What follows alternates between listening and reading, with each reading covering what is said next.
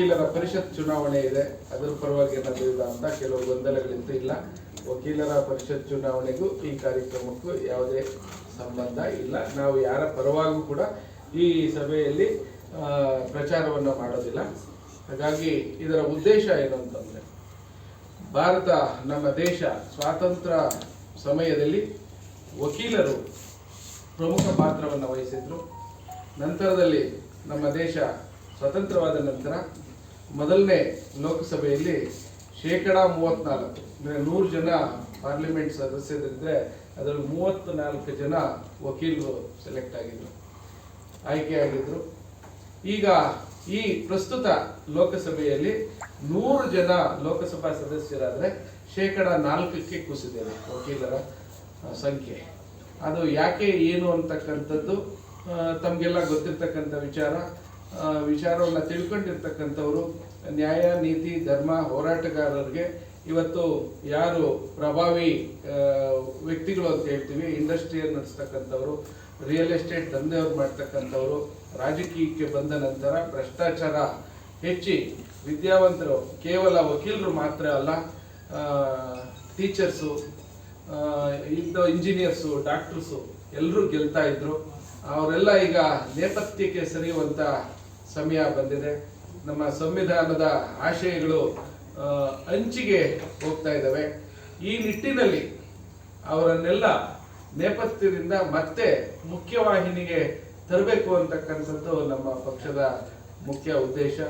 ನಮ್ಮ ಪಕ್ಷದ ರಾಜ್ಯಾಧ್ಯಕ್ಷರಾದಂಥ ಡಾಕ್ಟರ್ ಮುಖ್ಯಮಂತ್ರಿ ಚಂದ್ರವರು ಈ ನಿಟ್ಟಿನಲ್ಲಿ ಆರಂಭ ಮಾಡಿದ್ದಾರೆ.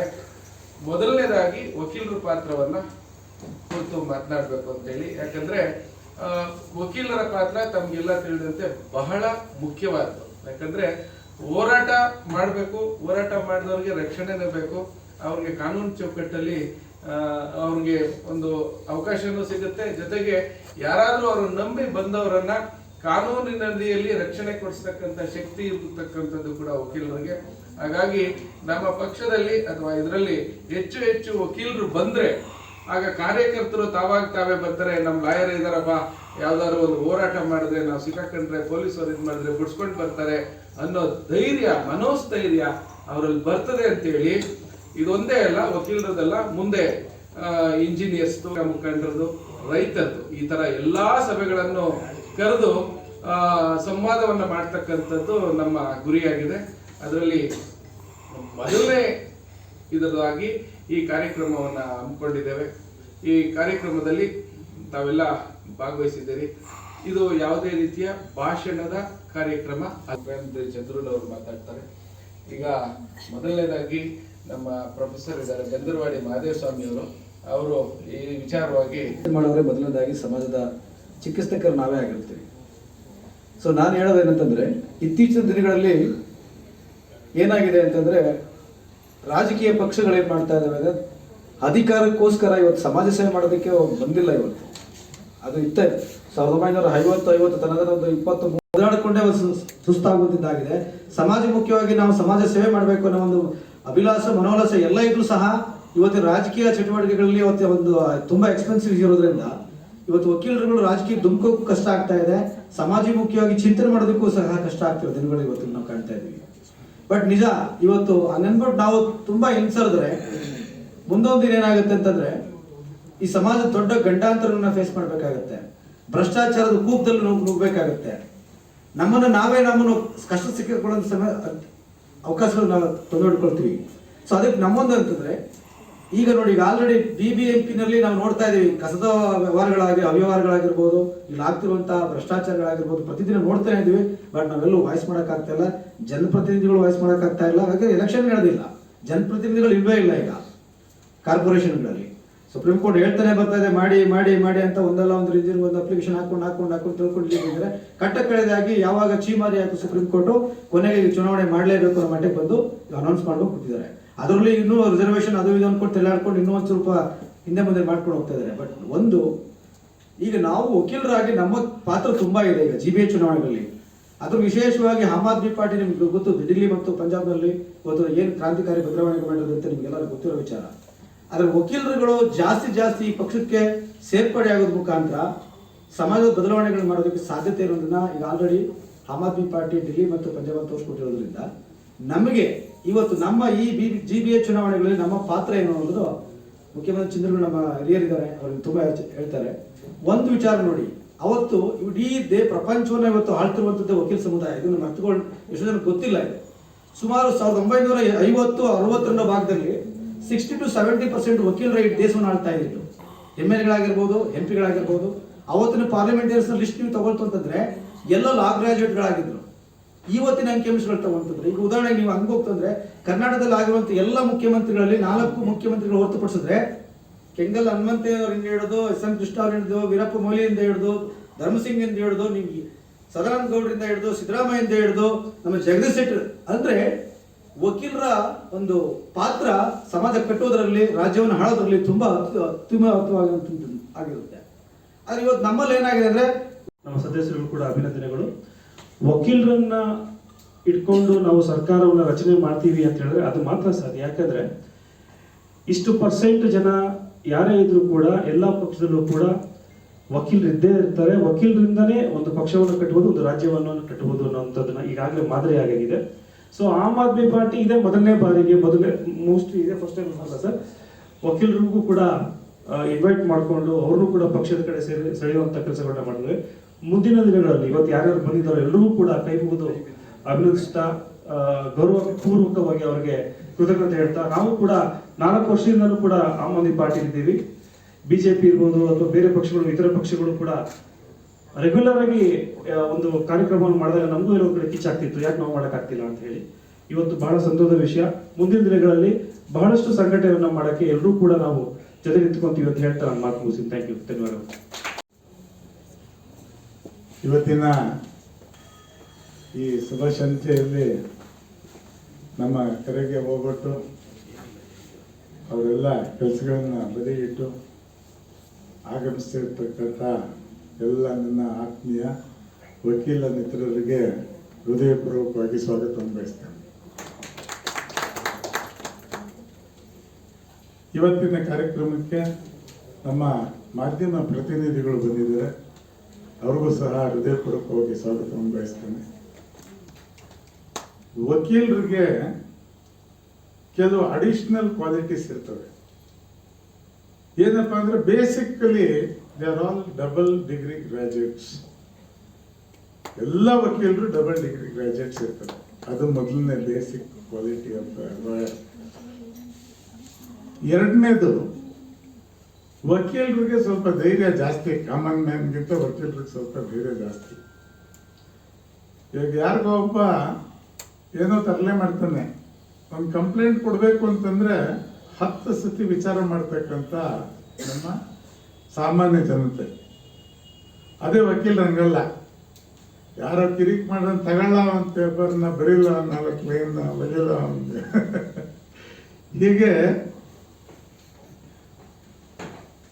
ವಕೀಲರಲ್ಲಿ ಇರ್ತಕ್ಕಂಥ ಒಂದು ಅಡಿಷನಲ್ ಕ್ವಾಲಿಟಿ ಏನಿದೆಯಲ್ಲ, ಅದು ಬೇರೆ ಸಾಮಾನ್ಯ ಜನರಲ್ಲಿ ಇರೋದಿಲ್ಲ.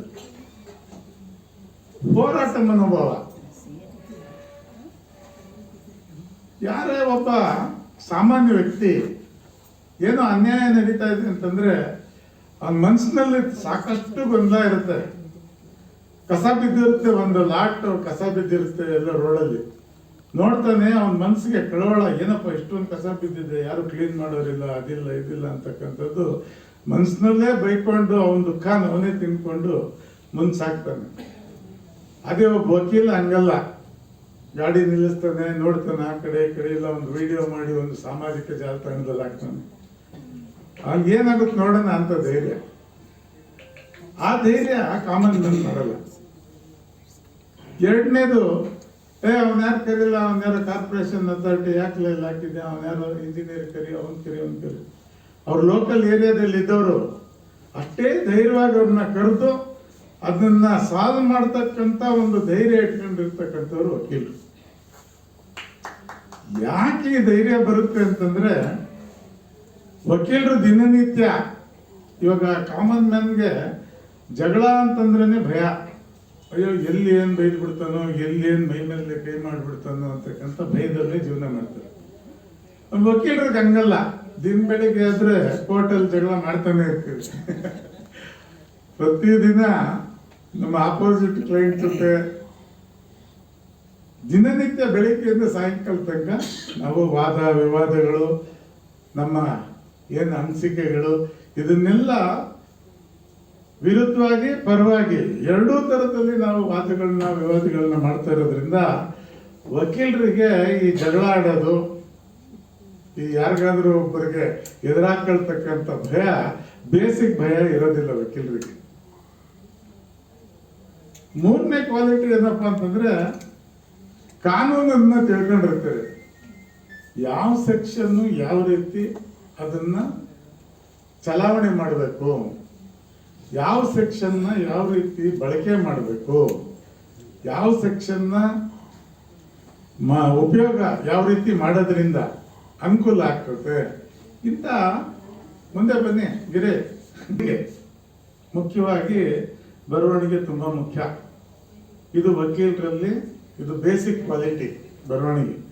ಹಾಗಾಗಿ ಏನಾಗುತ್ತೆ, ಏನೇ ಒಂದು ಸಮಸ್ಯೆಗೆ ಪರಿಹಾರ ಮಾಡ್ಬೇಕಂದ್ರೆ ಯಾರಿಗೋ ಒಬ್ಬ ಕಾಮನ್ ಮ್ಯಾನ್ಗೆ ಸಮಸ್ಯೆ ಆದ್ರೆ ಅವ್ನು ಓಡ್ ಬಂದು ವಕೀಲರ ಹತ್ರ ಬರ್ತಾನೆ. ಅದೇ ವಕೀಲರ ಸಮಸ್ಯೆ ಆದ್ರೆ ಇಮಿಡಿಯೇಟ್ ಆಗಿ ಮಾಡ್ಬಿಡ್ತಾರೆ, ಬಿಸಾಕ್ಬಿಡ್ತಾರೆ ಅಲ್ಲೇ. ಅವ್ರಿಗೆ ಯಾರು ಏನು ಅಡ್ವೈಸ್ ಮಾಡೋ ಪ್ರಮೇಯ ಇರೋದಿಲ್ಲ. ಅಂಥ ವಕೀಲರು ನಮ್ಮ GBA ಗ್ರೇಟರ್ ಬೆಂಗಳೂರು ಈಗ ಮುಂದೆ ಬರ್ತಕ್ಕಂಥ ಚುನಾವಣೆ ಇರ್ಬೋದು, ಗ್ರಾಮ ಪಂಚಾಯತಿ ಚುನಾವಣೆ ಇರ್ಬೋದು, ಜಿಲ್ಲಾ ಪಂಚಾಯತ್ ಚುನಾವಣೆಗಳಿರ್ಬೋದು, MLA ಚುನಾವಣೆಗಳಿರ್ಬೋದು, MP ಚುನಾವಣೆ ಇರ್ಬೋದು, ಇಂಥ ಎಲ್ಲ ಚುನಾವಣೆಗಳಲ್ಲಿ ವಕೀಲರ ಪಾತ್ರ ತುಂಬಾ ಪ್ರಮುಖ ಆಗ್ತದೆ. ಯಾಕಂತಂದ್ರೆ ಇವತ್ತಿನ ದಿನದಲ್ಲಿ ನಾವು ಈ ಹಿಂದೆಯಿಂದ ನಮಗೆ ರಾಜಕೀಯದಲ್ಲಿ ಒಂದು ಸ್ವಲ್ಪ ಉತ್ಸಾಹ ಇರೋದ್ರಿಂದ ಹಿಂದೆಯಿಂದ ನೋಡ್ತಾ ಬರ್ತಾ ಇದ್ದೀವಿ. ಆಗೆಲ್ಲ ಚುನಾವಣೆ ಅಂತಂದ್ರೆ ಅಭ್ಯರ್ಥಿಗೆ ಪಾಪ ಹಾಕೊಳ್ಳೋಕೆ ಎರಡೇ ಡ್ರೆಸ್ ಇರೋದು. ಒಂದು ಒಗೆದು ಒಣಗಾಕಕ್ಕೆ, ಇನ್ನೊಂದು ಡ್ರೆಸ್ ಮಾನ್ಯ ದಿನ ಇದನ್ನು ಒಗೆದಾಕೆ ಹಾಕೊಳ್ತಕ್ಕಂಥ ಪರಿಸ್ಥಿತಿಯಲ್ಲಿ ಪ್ರಧಾನಮಂತ್ರಿಗಳಾಗಿದ್ದಾರೆ. ಚೌಧರಿ ಚರಣ್ ಸಿಂಗ್ ಅವ್ರಿಗೆ ನಿಮ್ ಪ್ರಧಾನಮಂತ್ರಿ ಮಾಡ್ತಾ ಇದ್ದೀವಿ ಬನ್ನಿ ಅಂತಂದವಾಗ ಅವ್ರದ್ದೇ ಧೋತಿಯನ್ನು ಲುಂಗಿ ಒಗಿತಾ ಇದ್ರಂತೆ. ಇರಪ್ಪ ಒಣಗ್ಬೇಕು, ಅದು ಒಣಗ್ಲಿ, ನಂಗೆ ಡ್ರೆಸ್ ಇಲ್ಲ ಹಾಕೊಂಡು ಹೋಗಿ ಅಂತಂದ್ರು. ಅಂಥ ಜನ ಎಲ್ಲ ನಮ್ಮ ದೇಶದ ಮುಖ್ಯ ವಾಹಿನಿಯಲ್ಲಿ ಬಂದು ನಮ್ಮ ದೇಶವನ್ನ ನಡೆಸ್ತಕ್ಕಂಥ ಒಂದು ಕ್ಷಮತೆಯನ್ನ ಇಟ್ಕೊಂಡಿದ್ರು. ಅವಾಗಿನ ಕಾಲ ಆಗಿತ್ತು. ವಕೀಲರ ವೃತ್ತಿ ನಿಮ್ದು. ವಕೀಲರದ್ದು ಇನ್ನೊಂದು ಏನಾಗುತ್ತೆ, ಟೈಮ್ ತುಂಬಾ, ನನ್ನ ಹೆಂಡತಿ ಬರೋಕ್ಕಾಗಲ್ಲ, ಇದಾಗಲ್ಲ, ತೊಂದರೆ ಇತ್ತು, ನಾನು ಅಪಿಯರ್ ಆಗ ಇನ್ನೊಂದು ಮುಂದೆ ಓಡುತ್ತೆ, 3 ತಿಂಗಳು 6 ತಿಂಗಳು 8 ತಿಂಗಳು ಅಂತ. ಸೊ ಇದ್ರ ಅನ್ಯಾಯದ ವಿರುದ್ಧ ನಾವು ಹೋರಾಡಬೇಕು. ನಮ್ಮ ಪಕ್ಷದ ಹತ್ರ ಕಾಸಿಲ್ಲ. ಸೊ ನಾವು ನಮಗೆ ವಕೀಲರ ಸಹಾಯತೆ ತುಂಬಾನೇ ನಮಗೆ ಸಹಾಯ ಬೇಕಾಗಿದೆ. ಅವ್ರು ಹೇಳ್ದಂಗೆ ವಕೀಲರಿಗೆ ಆಸಕ್ತಿ ಉಳ್ಳವರು ನಮ್ಮ ಪಕ್ಷಕ್ಕೆ ಸೇರಬಹುದು, ಸ್ಪರ್ಧೆ ಮಾಡಬೇಕು, ಏನು ಸಹಾಯ ಬೇಕಾದ್ರೂ ನಾವು ಮಾಡ್ತೀವಿ ಅಂತ. ಇನ್ನೊಂದು, ನಾನು ಜಾಸ್ತಿ ಮಾತಾಡೋದು ನಮ್ಮ ಚಂದ್ರು ಸರ್ ಎಲ್ಲ ಹೇಳ್ತಾರೆ. ಅದ್ರ ಒಂದು ವಿಷಯ ಇನ್ನೊಂದು ಏನು ಹೇಳಬೇಕು ಅಂದ್ರೆ, ಒಂದು ಹೊಸ ಕಾನೂನು ತಗೊಂಡ್ಬರ್ತಾ ಇದ್ದಾರೆ. ನಾ ಹೇಳಿದ್ನಲ್ಲ, ಈ ರಾಜಕಾರಣಿಗಳು ತಮ್ಮ ಒಂದು ಏನು republic of X Davanagere, Chitradurga, Channapatna ಇದು ಅಂತ ಮಾಡ್ಕೊಂಡಿದಾರಲ್ಲ, ಆ ಥರ ರಿಪಬ್ಲಿಕ್ ಮಾಡ್ಕೊಳ್ಳೋಕೆ ಹೊಸ ಕಾನೂನು ತರ್ತಾ ಇದ್ದಾರೆ. ಯಾರು ಸಾರ್ವಜನಿಕರು ಅವ್ರಿಗೆ ಏನು ಸರ್ಕಾರಿ ಕಚೇರಿಗಳಲ್ಲಿ ಏನಾದ್ರು ಕೆಲಸ ಆಗದೆ ಇದ್ರೆ ಅಲ್ಲಿ ಹೋಗಿ ಅವ್ರನ್ನ ಕೇಳೋ ಹಂಗಿಲ್ಲ. ಅಲ್ಲಿ ಏನಾದ್ರು ಆವಾಜ್ ಹಾಕಿದ್ರೆ ಅವ್ರ ಮೇಲೆ ಕೇಸ್ ಬುಕ್ ಮಾಡಿ ಅರೆಸ್ಟ್ ಮಾಡ್ತಾರೆ ಅಂತ. ಓಕೆ, ಸೊ ನಾವು ಕೇಳೋ ಹಂಗೂ ಇಲ್ಲ.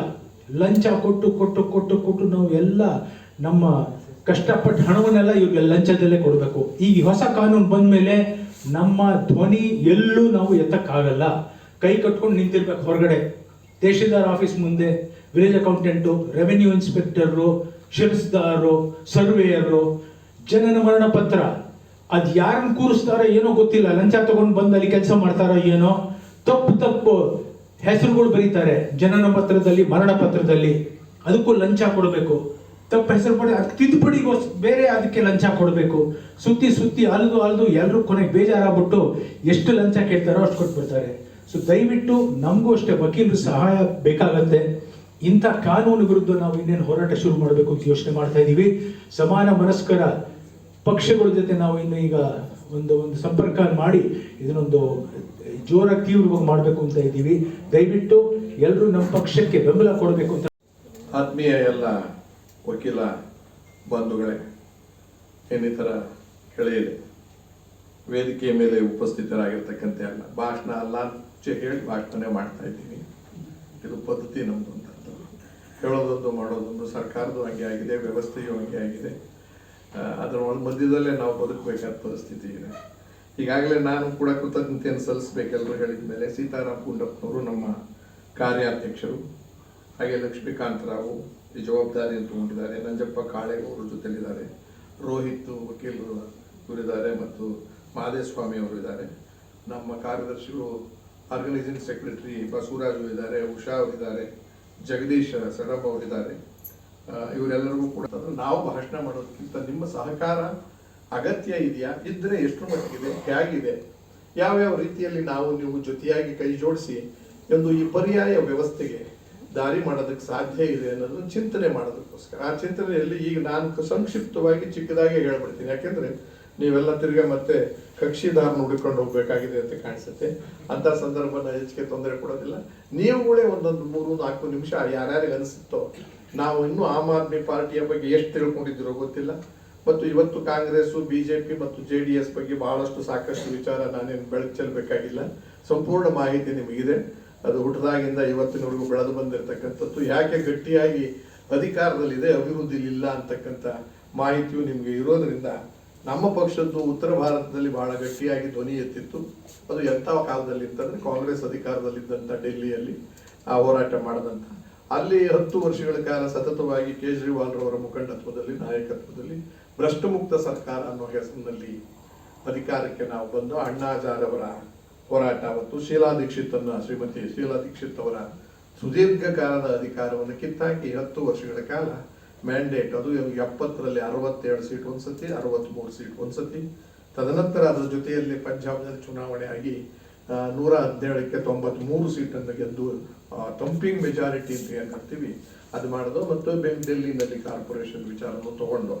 ಆದರೆ ದಕ್ಷಿಣ ಭಾರತದಲ್ಲಿ ಯಾಕೆ ಬೆಳೆಯೋಕ್ಕಾಗಿಲ್ಲ ಅಂತಂದ್ರೆ ಅಲ್ಲಿಗೂ ಇಲ್ಲಿಗೂ ಬಹಳ ವ್ಯತ್ಯಾಸ ಏನಿದೆ ಅಂತಂದ್ರೆ ಇಲ್ಲಿ ಪ್ರಾದೇಶಿಕ ಭಾಷೆಗಳ ಪ್ರಾಬಲ್ಯವು ಜಾಸ್ತಿ ಇದ್ದಿದ್ದರಿಂದ ತಮಿಳುನಾಡು ಇರ್ಬೋದು, ಕೇರಳ ಇರ್ಬೋದು, ಆಂಧ್ರ ಪ್ರದೇಶ ಇರ್ಬೋದು, ಪಶ್ಚಿಮ ಬಂಗಾಳ ಇರ್ಬೋದು, ಇಲ್ಲೆಲ್ಲ ಅದರ ಇನ್ಫ್ಲೂಯೆನ್ಸ್ ಜಾಸ್ತಿ ಇದ್ದಿದ್ದರಿಂದ ಪ್ರಾದೇಶಿಕ ಮತ್ತು ರಾಷ್ಟ್ರೀಯ ಪಕ್ಷ, ಒಂದು ಕಾಲದಲ್ಲಿ ಕಾಂಗ್ರೆಸ್ ವರ್ಸಸ್ ಪ್ರಾದೇಶಿಕ ಪಕ್ಷಗಳು ಇದ್ದು, ಅಥವಾ ಬಿಜೆಪಿ ಅಧಿಕಾರಕ್ಕೆ ಬಂದ ಮೇಲೆ ಬಿಜೆಪಿ, ಕಾಂಗ್ರೆಸ್ಸು ಮತ್ತೆ ಪ್ರಾದೇಶಿಕ ಪಕ್ಷವೇ ಆಗಿದ್ರು ಕೂಡ ಅದು ರಾಷ್ಟ್ರೀಯ ಪಕ್ಷ ಅಂತ ಹೇಳ್ಕೊಂಡಿರೋದು ನಮ್ಮ ದೇವೇಗೌಡರು ಬಂದ ಸನ್ಮಾನ್ಯ ಪಕ್ಷ JDS.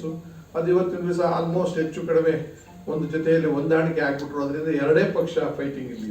ಇದು ಬಿಡಿಸಿ ನಾನು ಹೇಳಕ್ ಹೋಗಲ್ಲ. ಆದ್ರೆ 78 ವರ್ಷ ಕಳೆದೋಯ್ತು ಸ್ವಾತಂತ್ರ್ಯ ಬಂದು. ಸ್ವಾತಂತ್ರ್ಯ ಬರೋದಕ್ಕೆ ಗುಲಾಮಗಿರಿಯಲ್ಲಿದ್ದಂಥ ನಾವು ಬೇರೆ ಬೇರೆ ಬ್ರಿಟಿಷ್ನವರು ಮತ್ತೊಬ್ಬರು ಆಳ್ವಿಕೆಯಲ್ಲಿ ಮಹಾತ್ಮ ಗಾಂಧೀಜಿ ಅಂತ ಪುಣ್ಯಾತ್ಮ ಹೋರಾಟ ಮಾಡಿ ತಂದುಕೊಟ್ಟಂತ ಸ್ವಾತಂತ್ರ್ಯ. ಆದ್ರೆ ಆ ಸ್ವಾತಂತ್ರ್ಯ ತಂದುಕೊಟ್ಟಿದ್ದು ಉದ್ದೇಶ ಸಫಲವಾಗಿದೆಯಾ? ಬಟ್ ಅತಂತ್ರವಾಗಿ ಇದ್ದೀವಲ್ಲ, ಸ್ವತಂತ್ರ ಬಂದರೂ ಕೂಡ ಯಾಕೆ ಅನ್ನುವ ಚಿಂತನೆ ಕಾಡ್ತಾ ಇದೆ. ಕಲುಷಿತವಾಗಿದೆ. ಸ್ವಾತಂತ್ರ್ಯ ಬಂದ ತಕ್ಷಣ ಇಷ್ಟು ಅನಾಹುತಗಳಿರಲಿಲ್ಲ. ಉದಾಹರಣೆ ಆಮೇಲೆ ಹೇಳ್ತೀನಿ ನಾನು. ಸ್ವಾತಂತ್ರ್ಯ ಬಂದ ಮೇಲೆ ನೆಹರೂರವ್ರ ಅಧಿಕಾರಕ್ಕೆ ಬಂದರು. ಸಣ್ಣ ತಪ್ಪುಗಳು ಏನೇ ಆಗಿದ್ರು ಹೊಸದಾಗಿ ಅಧಿಕಾರ ಮಾಡ್ಕೊಂಡಾಗ ಅಭಿವೃದ್ಧಿ ಕಡೆ ಗಮನ ಕೊಟ್ಟರು ಮತ್ತು ಪ್ರಾಮಾಣಿಕತನಿಗೆ ಬೆಲೆ ಕೊಟ್ಟರು. ಕರಪ್ಷನ್ ಅಂತಕ್ಕಂಥದ್ದು ನಮಗೆ ಬಹಳ ಕಿವಿಗೆ ಕೇಳಿಸ್ತಾನೆ ಇಲ್ಲದೆ ಇರ್ತಕ್ಕಂಥ ಪರಿಸ್ಥಿತಿಯೂ ಇತ್ತು. ಇಲ್ಲವೇ ಇಲ್ಲ ಅಂತ ಹೇಳೋದು. ಪ್ರಪಂಚದಲ್ಲಿ ಈ ಸಮಾಜ, ಮನುಷ್ಯ ಸಮಾಜ ಈ ಎಲ್ಲ ವ್ಯವಸ್ಥೆಯಲ್ಲಿದ್ದಾಗ ಕರಪ್ಷನ್ ಇದ್ದೇ ಇರುತ್ತೆ. ಆದರೆ ಯಾವ ಪ್ರಮಾಣದಲ್ಲಿತ್ತು, ಯಾಗಿತ್ತು, ಏನಿತ್ತು ಅನ್ನೋದ್ರ ಬಗ್ಗೆ ಸ್ವಲ್ಪ ನಾವು ಅವಲೋಕನ ಮಾಡಬೇಕು. ಅದಾದ ಮೇಲೆ ಅಂಬೇಡ್ಕರ್ ಅವರಂತ ದೊಡ್ಡ ದಿಗ್ಗಜರು, ಈ ದೇಶದ ದುರಂತ ನೋಡಿ. ಅಂಬೇಡ್ಕರ್ ಅಂತವರು ದೊಡ್ಡ ಸಮಾಜ, ದೊಡ್ಡ ಗ್ರಂಥವನ್ನೇ ಕೊಟ್ಟರು, ಸಂವಿಧಾನವನ್ನು. ದೇಶದಲ್ಲೇ ಯಾವುದೂ ಇಲ್ಲ ಇವತ್ತಿನವರೆಗೂ ಕೂಡ. ಹಾಗಾಗಿ ಲಿಖಿತ ಸಂವಿಧಾನ ಬಹಳ ಅದ್ಭುತವಾದ, ಅರ್ಥಪೂರ್ಣವಾದಿರ್ತಕ್ಕಂಥದ್ದು ಸಂವಿಧಾನ ಭಾರತ ದೇಶದಲ್ಲಿ. ಅವರಿಗೆ ತಿದ್ದುಪಡಿಗೂ ಅವಕಾಶ ಇದೆ. ಸಂವಿಧಾನವನ್ನು ಬದಲಾವಣೆ ಮಾಡಕ್ಕೆ ಅವಕಾಶ ಇಲ್ಲ, ನಿಮಗೆ ಗೊತ್ತಿರೋದು, ನಾನು ಹೇಳಬೇಕಾದಿಲ್ಲ. ಆದರೆ ಸಂವಿಧಾನದಲ್ಲಿರ್ತಕ್ಕಂಥ ನ್ಯೂನತೆಗಳಲ್ಲಿ ಏನಾದರೂ ಸರಿಪಡಿಸಬೇಕಾದ್ರೆ ಕಾಲಘಟ್ಟಕ್ಕೆ ತಿದ್ದುಪಡಿಗಳ ಅಗತ್ಯ ಇರ್ತದೆ. ಆದರೆ ಎಲ್ಲೋ ಒಂದು ಕಡೆ ಒಂದು ಪಕ್ಷ ಸಂವಿಧಾನವನ್ನೇ ಬದಲಾಯಿಸ್ತೀವಿ ಅನ್ನೋ ಮಟ್ಟಕ್ಕೂ ಕೂಡ ಮಾತಾಡಿದ್ರು ಕೂಡ ಅವ್ರ ಮೇಲೆ ಕ್ರಮ ತಗೊಳಕ್ ಸಾಧ್ಯ ಆಗ್ತಿಲ್ಲ. ನಮಗೆ ಕಾನೂನಿದ್ದು 3 ಅಂಗ ಬಹಳ ಮುಖ್ಯ ಸಂವಿಧಾನದಲ್ಲಿ. ಒಂದು ಶಾಸಕಾಂಗ, ಇನ್ನೊಂದು ಕಾರ್ಯಾಂಗ, ಇನ್ನೊಂದು ನ್ಯಾಯಾಂಗ ನಿಮ್ಮ ವಿಚಾರದಲ್ಲಿ, ಮತ್ತೊಂದು ಪತ್ರಿಕಾ ರಂಗ. ನಾವು ಹುಟ್ಟಾಕೊಂಡಿದ್ದೀವಿ 4ನೇ ಕಂಬ ಅಂತ. ಮನೆ ಕಟ್ಟದ 4 ಕಂಬ ಬೇಕಲ್ಲ, ಆ ದೃಷ್ಟಿಯಿಂದ. ಯಾಕೆಂದ್ರೆ ಪತ್ರಿಕಾ ರಂಗ ಇಲ್ಲದೆ ನಾವು ಎಲ್ಲಾ ಕೋಟಿ ಜನಗಳಿಗೆ ಸುದ್ದಿ ಮುಟ್ಸಕ್ ಆಗದೆ ಇರೋದ್ರಿಂದ ಬಹಳ ಇಂಪಾರ್ಟೆಂಟ್ ಪತ್ರಿಕೆ. ಆದ್ರೆ ಇವತ್ತು ನಾವು ಒಂದ್ಸರಿ ಅವಲೋಕನ ಮಾಡ್ಕೊಳ್ಳೋಣ. ನಿಮ್ಮ ಹತ್ರ ಮನವಿ ಮಾಡ್ತಾ ಇದ್ದೀನಿ, ಯಾವುದೂ ಸಲಹೆ ಅಲ್ಲ ಇದಲ್ಲ. ಆಮೇಲೂ ಕೂಡ ನೀವು ನಮಗೆ ಸ್ವಲ್ಪ ಸಲಹೆಯನ್ನ ಕೆಲವು ನಿಮಿಷಗಳು ಕೊಡಬಹುದು ಅಂತ ಕಾಣಿಸುತ್ತೆ. ನಾನೇನು ವಕೀಲನಲ್ಲ, ಆದ್ರೆ ಓದಕ್ಕೆ ಹೋಗಿದ್ದೆ, ಪಾಸ್ ಆಗಿಲ್ಲ ಇನ್ನ. ಆಮೇಲೆ ಬಹಳ ಜನ ಕೇಳಿದ್ರು ಯಾಕೆ ಪಾಸ್ ಆಗಿಲ್ಲ ಅಂತ. ಒಳ್ಳೆ ಲಾಯರ್ ಆಗಕ್ಕೆ ಜಾಸ್ತಿ ದಿವಸ ಓದಬೇಕು ಅಂತ ಇದ್ದೀನಿ, ಅದಕ್ಕೋಸ್ಕರ ಒಂದು 35 ವರ್ಷ ಆಗಿದೆ, ಇನ್ನೊಂದು 5-6 ವರ್ಷ ಓದಿದ್ಮೇಲೆ ಪಾಸ್ ಮಾಡ್ಕೊಳ್ಳೋಣ ಅಂತ ಇದ್ದೀನಿ. ತಮಾಷೆ ಮಾಡಿದೆ, ಆದ್ರೆ ಆಗ್ಲಿಲ್ಲ. ಅದ್ಯಾವ್ದು ಅದು ಬಿಟ್ಟಿದ್ರಿಂದಲೇ ಈ ಕಡೆ ಬಂದ್ಬಿಟ್ಟೆ ಅಂತ ಇಟ್ಕೊಳ್ಳಿ. ನಾನು ವಕೀಲ ವೃತ್ತಿ, ಆ ವೃತ್ತಿ ಈ ವೃತ್ತಿ ಬಗ್ಗೆ ಹೇಳಿದೆ. ಭಾರತ ದೇಶದಲ್ಲಿ ವಿಭಿನ್ನ ಸಂಸ್ಕೃತಿ, ವಿಭಿನ್ನ ಸಂಪ್ರದಾಯ, ವಿಭಿನ್ನ ಜಾತಿ, ವಿಭಿನ್ನ ಭಾಷೆಗಳಿರ್ತಕ್ಕಂಥದ್ದು. ಹಾಗೆ ಕಾಲಕ್ಕೆ ಏನೇನೋ ಬದಲಾವಣೆಗಳು ಆಗ್ತಾ ಬಂದದ್ದು. ಹಾಗಾಗಿ ದೊಡ್ಡ ಗ್ರಂಥ ಯಾಕಾಗಿದೆ ಸಂವಿಧಾನ ಅಂತಂದ್ರೆ ಇಷ್ಟೊಂದು ವೆರೈಟೀಸ್, ವಿವಿಧತೆಯಲ್ಲಿ ಏಕತೆ ಇರತಕ್ಕಂಥ ದೇಶ ಯಾವುದಾದ್ರೂ ಇದ್ರೆ ಅದು ಭಾರತ ದೇಶ, ದೊಡ್ಡ ದೇಶ ಕೂಡ.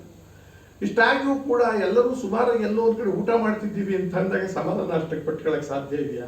ಪೂರ್ತಿ ಹಸುವಿನಿಂದ ನರಳ್ತಾ ಇಲ್ಲ, ಸಾಯ್ತಾ ಇದ್ದಾರೆ, ದಿನ ಒಂದು 100 ಜನ ಒಟ್ಟಿಗಿಟ್ಟಿಲ್ಲದೆ ಸಾಯ್ತಿದ್ದಾರೆ ಅನ್ನೋ ಸ್ಥಿತಿಲೇನಿಲ್ಲ.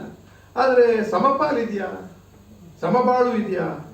ಎಲ್ಲ ಜನಾಂಗದವರೆಗೂ ಸಾಮಾಜಿಕ ನ್ಯಾಯ ಇದೆಯಾ? ಇದನ್ನ ಯೋಚನೆ ಮಾಡಿದಾಗ ಒಂದೊಂದು ರಾಜ್ಯಕ್ಕೂ ಒಂದೊಂದು ವಿಭಿನ್ನವಾದ ಇಕ್ಕಟ್ಟು ಬಿಕ್ಕಟ್ಟಲ್ಲೇ ಇದ್ದೀವಿ. ಅದು ನಾನಾ ಕಾರಣ ಇರ್ಬೋದು, ಅಧಿಕಾರ ಮಾಡೋದಂತ. ಆ ಕಾರಣದಿಂದ ಇವತ್ತು ನಮಗೆ ತುರ್ತಾಗಿ ಏನಾಗಿದೆ ಅಂದ್ರೆ ಎಲ್ಲರೂ ಭಾಗಿಯಾಗ್ತಾ ಇಲ್ಲ, ಎಲ್ಲರೂ ಸದನದಲ್ಲಿ ಇರಬೇಕು ಅನ್ನೋದು ನಮ್ಮ ಆಸೆ, ಎಲ್ಲ ವರ್ಗದವರು. ಹಾಗೆ ಎಲ್ಲ ವರ್ಗದವರು ಇಂಥದ್ರಲ್ಲಿ ಮಿಕ್ಸ್ ಆಗಿ ಚಿಂತನೆಯನ್ನು ಮಾಡಬೇಕಾಗುತ್ತೆ. ಸುಮಾರು 80-75 ಭಾಗ ಇರ್ತಕ್ಕಂಥವ್ರು ಇವತ್ತು ನಮ್ಗೆ ಒಟ್ಟಿಗೆ ಅನ್ನ ಕೊಡ್ತಿರೋ ಜನ. ಇವತ್ತು ನಾವೇನು ಊಟ ಮಾಡ್ತಿದ್ವಿ ಅದನ್ನು ಕೊಡ್ತಿರೋ ಜನ ಯಾರಾದ್ರೂ ಭಾರತ ದೇಶದಲ್ಲಿ ಇದ್ರೆ ಅವರೇ 75 ಭಾಗ ಇರೋದು. ಅವರಿಗೆ ನಾವು ಏನು ಕೊಡಕ್ ಸಾಧ್ಯ ಆಗಿದೆ? ಅವ್ರ ಕಷ್ಟಕ್ಕೆ ಎಷ್ಟು ಪರಿಹಾರ ಕೊಟ್ಟಿದ್ದೀವಿ? ಇವತ್ತು ಅವ್ರನ್ನ ಹೈಕೋರ್ಟ್ಗೆ ಕರೆಸಿ ನನ್ನ ಒಳಗಡೆ ಕಳಿಸಿ ಅವ್ರ ಚೇಂಬರ್ಗೆ ಹೋಗಿ ಆರ್ಡರ್ ಪಾಸ್ ಮಾಡಿ 1 ವಾರ ಜೈಲಲ್ಲಿ ಇಡಿಸಿ ಇದೆಲ್ಲ ಆಗಿದೆ ಹಿಸ್ಟ್ರಿ. ಅದೆಲ್ಲ ಇಂಟರ್ನೆಟಲ್ಲಿ ಸಿಕ್ಕುತ್ತೆ. ಅನಿಲ್ ಅಂತ ಹೇಳಿದ್ರೆ ಸೊ ಈಗ ಇದರಲ್ಲಿ ನಾನು ಬೆಳಗಿನ ಪೇಪರಲ್ಲಿ ಬಂದಿತ್ತು ಜಿ.ವಿ.ಎ ಚುನಾವಣೆಯಲ್ಲಿ ವಕೀಲರ ಪಾತ್ರ ಅಂತ. ನಾನೇನು ಹೇಳ್ತೀನಿ ಅದನ್ನು ಸ್ವಲ್ಪ ನೀವು ಇನ್ನೊಂದು ಮಾಡ್ಬೋದಾಗಿತ್ತು. ವಕೀಲರ ಪಾತ್ರ ಚುನಾವಣೆಯಲ್ಲಿ ಮಾತ್ರ ಅಲ್ಲ, ಪ್ರತಿನಿತ್ಯ ಇರುತ್ತೆ. ಯಾಕಂದರೆ ಸುಪ್ರೀಂ ಕೋರ್ಟ್ ಒಂದು ಇದರಲ್ಲಿ ಜಡ್ಜ್ಮೆಂಟಲ್ಲಿ ಹೇಳಿದೆ, ಅಡ್ವೊಕೇಟ್ಸ್ ಆರ್ ಸೋಷಿಯಲ್ ಇಂಜಿನಿಯರ್ಸ್ ಅಂತ ಹೇಳಿದೆ. ಅಂದರೆ ಒಬ್ಬ ಸಿವಿಲ್ ಇಂಜಿನಿಯರ್ ಈ ಕಟ್ಟಡ ಕಟ್ತಾನೆ, ಅವನಿಗೆ ಕಟ್ಟಡ ಕಟ್ಟಿ ಹೋಗ್ತಾನೆ, ಅಥವಾ ಇನ್ನೇನೋ ರಿನೋವೇಷನ್ಗೋ ಪೇಂಟಿಂಗೋ ಇನ್ನೇನೋ ಇದ್ರೆ ಕೆಲಸ ಇದ್ರೆ ಮಾತ್ರ ಬರ್ತಾನೆ. ಅಂದರೆ ಅಡ್ವೊಕೇಟ್ಸಿಗೆ 24/7 ಯಾವ ಫುಲ್ ಆ್ಯಕ್ಟಿವ್ ಸೋಷಿಯಲಿಸ್ಟ್. ಅಂದರೆ ಒಂದು ಉದಾಹರಣೆ ಹೇಳಿದ್ರೆ ರೋಡಲ್ಲಿ ಗುಂಡಿ ಇದೆ, ಅದನ್ನು ನೋಡಿ ಸರಿ ಮಾಡ್ಬೋದು ಅಂತ ನಾನು ಹಲವಾರು ಮಾಡಿದ್ದೀನಿ, ಡೈಲಿ ಮಾಡ್ತಾನೆ ಇದ್ದೀನಿ. ನನ್ನ ಅದನ್ನು ಸ್ವಲ್ಪ ಈ ರೀತಿ ಸೋಷಿಯಲ್ ವಿಚಾರಕ್ಕೆ ಹೋರಾಡಿದ್ಗೆ ನಮ್ಮ ಅಡ್ವೊಕೇಟ್ಸ್ ಅವರೇ ಮೂದಲಿಸಿದ್ದಾರೆ. ಇವನ್ನೆಲ್ಲ ಹುಚ್ಚ ಅನ್ನೋ ಥರ ನಾನು ಹಿಂದ್ಗಡೆ ಮಾತಾಡಿದ್ದಾರೆ, ಮುಂದೆ ಯಾರು ಹೇಳಿಲ್ಲ. ಇವನು ಯಾರೋ ಇಮೇಲ್ ಮಾಡ್ತಾನೆ, ಅದು ಮಾಡ್ತಾನೆ ಅಂತ ಜಡ್ಜೇ ಹೇಳಿದ್ದಾನೆ. ಇಲ್ಲೊಬ್ಬ PDJ ಆಗಿದ್ದಾನೆ ಇಲ್ಲಿ, ಹೆಸರಂತದ್ದು ಚಂದ್ರಶೇಖರ್ ರೆಡ್ಡಿ ಅಂತ. ಅವನು ಅಂತಲೇ ಹೇಳ್ತೀನಿ. ನನ್ನ ಮೇಲೆ ಬೇಕಾದ್ರೆ ಇನ್ನೂ I invite more contempt cases so I can establish more truth before the court. ಅವರಿಗೆ ಆಮೇಲೆ ಇನ್ನೊಂದು ಕಂಟೆಂಪ್ಟ್ ಕೇಸ್ ಹಾಕಿದಾರಲ್ಲ, ಅದನ್ನು ನಡೆಸೋಕ್ಕೆ ಹೈಕೋರ್ಟ್ಗೆ ಧೈರ್ಯ ಇಲ್ಲ. 2 ವರ್ಷದಿಂದ ಲಿಸ್ಟೇ ಮಾಡ್ತಾ ಇಲ್ಲ. This is the reality. ಆ ಚಂದ್ರಶೇಖರ್ ರೆಡ್ಡಿ ಅಂತ ಇವನಿಗೆ ಸಿಟಿ ಸಿವಿಲ್ ಕೋರ್ಟಲ್ಲಿ PDJ ಅಂದರೆ ಪ್ರಿನ್ಸಿಪಲ್ ಜಡ್ಜ್. ಅಂದರೆ ನಮ್ಮ ಸ್ಕೂಲ್ ಹೆಡ್ ಮಾಸ್ಟರ್ ಇರ್ತಾರಲ್ಲ ಆ ಥರ ಅವನ್ನ ಸಿವಿಲ್ ಕೋರ್ಟಿಗೆ ತಂದು ಹಾಕಿದ್ದಾರೆ. ಅವನು ಎಂಥ ಮಹಾನ್ ಭ್ರಷ್ಟ ಅಂದರೆ, ಅವನಿಗೆ ಲೋಕಾಯುಕ್ತದಲ್ಲಿದ್ದಾಗಲೇ SP ಶ್ರೀನಾಥ್ ಜೋಶಿ ಅವತ್ತು ಸ್ಕ್ಯಾಮ್ ಇರ್ತಿದೆ, ಅದು ತಮಗೆಲ್ಲರಿಗೂ ಗೊತ್ತಿದೆ. SP ಶ್ರೀನಾಥ್ ಜೋಶಿ ಏನು ಮಾಡಿದ್ದಾನೆ, ಭಾಸ್ಕರ್ ರಾವ್ 2014ನೇ ಇಸ್ವಿಲಿ ಏನು ಮಾಡಿದ್ದ, ಭಾಸ್ಕರ್ ರಾವ್ ಅಂಡ್ ಅವ್ರ ಮಗ ಎಂಥದ್ದು ಅವನ ಹೆಸರು ಎಂಥದ್ದು ಇದೆ, ಅವ್ರ ಗ್ಯಾಂಗ್ ಅವ್ರು ಏನು ಮಾಡಿದ್ರು ಅಂದರೆ ಲೋಕಾಯುಕ್ತ ಆಫೀಸ್ಗೆ ಕರೆಸಿ ಬ್ರೀಫ್ ಕೇಸಲ್ಲೆಲ್ಲ ತಗೊಂಡಿದ್ರು ಅಂತ ಇದೆ, ಅದನ್ನೇ ರಿಪೀಟ್ ಮಾಡಿದ್ದಾನೆ. ಆಮೇಲೆ ಇನ್ನೊಂದು, ನಮ್ಮಲ್ಲಿ ಎಷ್ಟು ಭ್ರಷ್ಟಾಚಾರ ಇದೆ ಕೋರ್ಟಲ್ಲಿ ಜುಡಿಷಿಯರಿ ಅಂದರೆ, ಭಾಸ್ಕರ್ ರಾವ್ ಕೇಸ್ ಅಂತ ಹೊಡೆದು ನೋಡಿ ಇದರಲ್ಲಿ ಈ ಕೋರ್ಟ್ಸಲ್ಲಿ ಅವನದು ಲಿಸ್ಟೇ ಆಗ್ತಾ ಇಲ್ಲ. ಅವನು 10 ವರ್ಷ ಆಯಿತು. ಆಮೇಲೆ ಇನ್ನೊಂದು ಸುಪ್ರೀಂ ಕೋರ್ಟ್ ಹೇಳುತ್ತೆ corruption is the mother of all deeds ಅಂತ ಹೇಳುತ್ತೆ. ಆ ಸುಪ್ರೀಂ ಕೋರ್ಟ್ 11 ವರ್ಷ ಬೇಕಾ ಭಾಸ್ಕರ್ ಅವನು ಜೈಲಿಗೆ ಕಳ್ಸೋಕ್ಕೆ? ಅಂದರೆ ಅಲ್ಲಿಗೆ ಅವನು ಸತ್ತೋಗ್ದಾಗ ಕೇಸು ಆಟೋಮೆಟಿಕ್ ಆಗಿ ವೆಕೇಟ್ ಆಗುತ್ತೆ. ಅಂದರೆ ಈ ಸೇಮ್ ಜಯಲಲಿತಾ ಕೇಸಲ್ಲಿ ಆಯ್ತಲ್ಲ ಆ ಥರ ಮಾಡೋಣ ಅಂತ ಪ್ಲಾನ್ ಮಾಡ್ತಾ ಇದ್ದಾರೆ ಒಂದು. ಆಮೇಲೆ ಇನ್ನೊಂದು, ದಯಮಾಡಿ ಅದನ್ನ GB ಚುನಾವಣೆಯಲ್ಲಿ ಮಾತ್ರ ವಕೀಲರ ಪಾತ್ರ ಅನ್ನೋದನ್ನು ಸ್ವಲ್ಪ ಪ್ರತಿದಿನ ವಕೀಲರ ಪಾತ್ರ ಅಂತ ಸೇರಿಸಿ ಅಂತ ದಯವಿಟ್ಟು ನಿಮ್ಮಲ್ಲಿ ರಿಕ್ವೆಸ್ಟು. ಆಮೇಲೆ ನನಗೆ ಬೆಳಗ್ಗೆ ಇವ್ರ ಹತ್ರ ಬೆಳಗ್ಗೆ ಲಕ್ಷ್ಮಣರಾವ್ ಹತ್ರ ಮುಖ್ಯಮಂತ್ರಿ ಚಂದ್ರು ಅಂತ ಹಿರಿಯ ನಾಯಕರಿದ್ದಾರೆ, ಅವ್ರದ್ದು ನೀವು ಎನರ್ಜಿ ಯುಕ್ತಿಯನ್ನು ನೀವು ಆಮ್ ಆದ್ಮಿಯವರು ಯುಟಿಲೈಸ್ ಮಾಡ್ಕೊತಾ ಇಲ್ಲ ಅವ್ರ ಪೊಟೆನ್ಷಿಯಲ್ನ ಅಂತೇಳಿ ಒಂದು ಸುಮ್ಮನೆ ಜನರಲ್ ಆಗಿ ಮಾತಾಡ, ನನಗೆ ರಾಜಕೀಯ ಗೊತ್ತಿಲ್ಲ. ಆಮೇಲೆ ನಾನೇನು ದೊಡ್ಡ ರಾಜಕಾರಣಿ, ಇದು ರಾಜಕೀಯದ ಸಿದ್ಧಾಂತ ಅವು ಏನು ಗೊತ್ತಿಲ್ಲ. ಕರಪ್ಷನ್ ವಿರುದ್ಧ ಹೋರಾಡೋದ ನನಗೆ ರಾತ್ರಿ 12 ಗಂಟೆ ಕರೀಲಿ, ನಾನು ಯಾವ ಥರ ಬರ್ತೀನಿ, ಎಲ್ಲಿ ಬೇಕಾದ್ರೂ ಬರ್ತೀನಿ, ಆಯಿತಾ. ಆಮೇಲೆ ನಾನು ಇನ್ನೊಂದು ವಿಚಾರ ಏನು ಹೇಳ್ತೀನಿ, ಸುಮ್ಮನೆ ಸಿಂಪಲ್ಲಾಗಿ ಹೇಳ್ಬಿಡ್ತೀನಿ. ಈ ಪೊಲೀಸು ಟ್ರಾನ್ಸ್ಫರಿಗೆ ನೀವು ಎಷ್ಟು ಸರ್ಕಸ್ ಇರ್ತೀವಿ ನೋಡಿದ್ರೆ 6 ತಿಂಗಳಿಂದ ಲಿಸ್ಟು ಚೇಂಜ್ ಆಯಿತು ಇದಾಯಿತು. ಮುಖ್ಯಮಂತ್ರಿ ಡೀಲ್ ಮಾಡ್ತಾನಂತೆ ಈ ಇನ್ಸ್ಪೆಕ್ಟರ್ ಟ್ರಾನ್ಸ್ಫರ್ನ. ಆಮೇಲೆ ಇನ್ನೊಂದು ಹೇಳ್ಬಿಡ್ತೀನಿ, ಇಲ್ಲಿ ಉಪ್ಪಾರಪೇಟೆ ಪೊಲೀಸ್ ಸ್ಟೇಷನ್ ಇದೆಲ್ಲ ಮಾರುತಿ ಅಂತ ಒಬ್ಬ ಇದ್ದ ಖತರ್ನಾಕ್ ಇನ್ಸ್ಪೆಕ್ಟ್ರು. ಅವ್ನು ಮೊನ್ನೆ ಟ್ರಾನ್ಸ್ಫರ್ ಆಗಿದೆ, ಆದರೆ ಪೋಸ್ಟಿಂಗ್ ಯಾರಿಗೂ ಕೊಟ್ಟಿಲ್ಲ, ಯಾರಿಗೂ ಇನ್ಚಾರ್ಜ್ ಕೊಟ್ಟಿದ್ದಾರೆ. ಅಂದರೆ ಅಲ್ಲಿಗೆ ಪೇಮೆಂಟಿಗೆ ಕಾಯ್ತಾ ಇದ್ದಾರೆ. 2 ಕೋಟಿ ಅಂತ ನೋಡಿ. ನನಗೆ ಯಾರೋ ಒಂದು ಇವರು ಯಾರೋ ಇನ್ನೂ ಇದು ಸ್ಟ್ಯಾಟಿಸ್ಟಿಕ್ಸ್ ಚೆನ್ನಾಗಿ ತಿಳ್ಕೊಂಡಿದ್ದಾರೆ. ಮೊನ್ನೆ ನನ್ನ ಫ್ರೆಂಡ್ ಯಾರು ಹೇಳಿದ್ರು 1 ತಿಂಗಳಿಗೆ 1 ಕೋಟಿ ಆದಾಯ ಇದೆ ಅಂತ ಉಪ್ಪಾರಪೇಟೆ ಇನ್ಸ್ಪೆಕ್ಟ್ರಿಗೆ. ನಾನು ಅದನ್ನು ಇಮೇಲ್ ಕಳಿಸಿದ್ದೀನಿ. ಇವತ್ತು ಒಂದು ಉಪ್ಪಾರಪೇಟೆಗೆ ಒಂದು 10 ಇಮೇಲ್ ಕಳಿಸಿದ್ದೀನಿ. ಆಮೇಲೆ ಇನ್ನೊಂದು, ನಾನು ಏನು ಮಾತಾಡ್ತಾ ಇದ್ದೀನಿ, ನಾನೊಬ್ಬ ಅಡ್ವೊಕೇಟ್ ಆಗಿ ಮೂರ್ಖನ ಥರ ಏನೇನೋ ಮಾತಾಡೋಕ್ಕೆ ಸಾಧ್ಯ ಇಲ್ಲ, ದಾಖಲೆ ಇದ್ದೇ ಮಾತಾಡ್ತೀನಿ. ನೀವು ಏನೇ ದಾಖಲೆ ಬೇಕು ಅಂದರೆ ನನ್ನ KS ಅನಿಲ್ ಅಂತೇಳಿ ಒಂದು ಇದರಲ್ಲಿ ಇಮೇಲ್ಗೆ ಇಲ್ಲ ಕಳಿಸಿ ನಾನು ಅದು ದಾಖಲೆ ಕೊಡ್ತೀನಿ, ಕೋರ್ಟ್ ಕೇಳಿ ಕೊಡ್ತೀನಿ ನಾನು, ಆಯಿತಾ. ಒಂದು, ಇದು ಭ್ರಷ್ಟಾಚಾರ ನಡೀತಾ ಇದೆ, ಸಾವು, ದಿನನಿತ್ಯ ಸಾವು ಎಲ್ಲ. ಆಮೇಲೆ ಇನ್ನೊಂದು, ಈ ಚುನಾವಣೆಯಲ್ಲಿ ಮಾತ್ರ ಸಂದರ್ಭದಲ್ಲಿ ಮಾತ್ರ ಇದು ಹೋರಾಡೋ ಪ್ರಕ್ರಿಯೆ ಅಲ್ಲ, ಇದು ಪ್ರತಿನಿತ್ಯ ಹೋರಾಡಬೇಕು. ನಿಮ್ಮ ಹೋರಾಟಕ್ಕೆ ನಾನು ನಿಮ್ಮ ಜೊತೆ ಇರ್ತೀನಿ ಪ್ರತಿನಿತ್ಯ. ಈ ಚುನಾವಣೆ ಅಂತ ಅಂದರೆ ಯಾವಾಗಲೂ ಇರ್ತೀನಿ 24/7. ಬಟ್ ರಾಜಕೀಯ ಬಿಟ್ಟು ಇನ್ನು ಜನರಲ್ ಆಗಿ ಸೋಷಿಯಲ್ ಸರ್ವಿಸಿಗೆ ಏನಿದೆ I can do my better. So ಇಲ್ಲಿ ಮಾತು ಮುಗಿಸ್ತೀನಿ. ನಮಸ್ತೆ.